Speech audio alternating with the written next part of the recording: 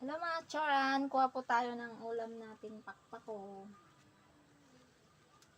Maggulay po tayo ng pakpako po.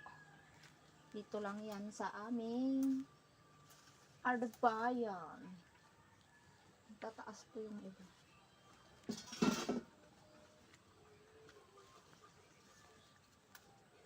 Pakpako is life.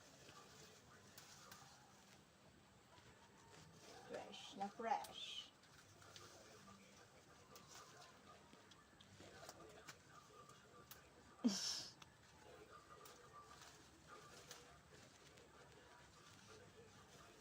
Ulam po tayo ng pakpako.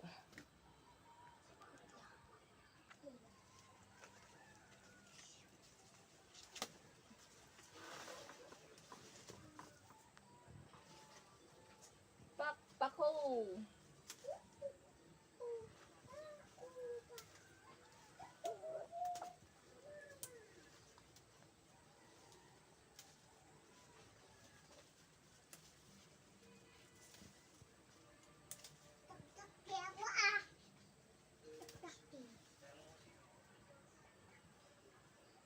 Charan! May pang-ulam na tayo mga kacharan. Maganda po ito. Na isalada, anti-cancer din po ito mga kacharan.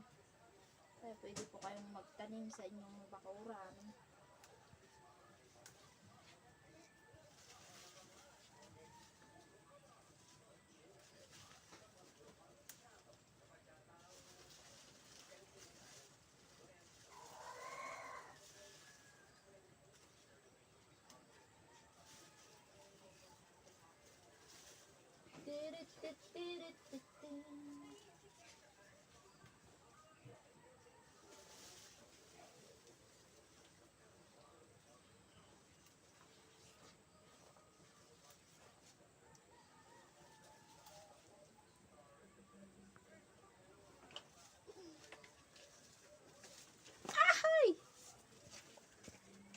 Yan, may ulam na tayo mga kacharan. Pakpako.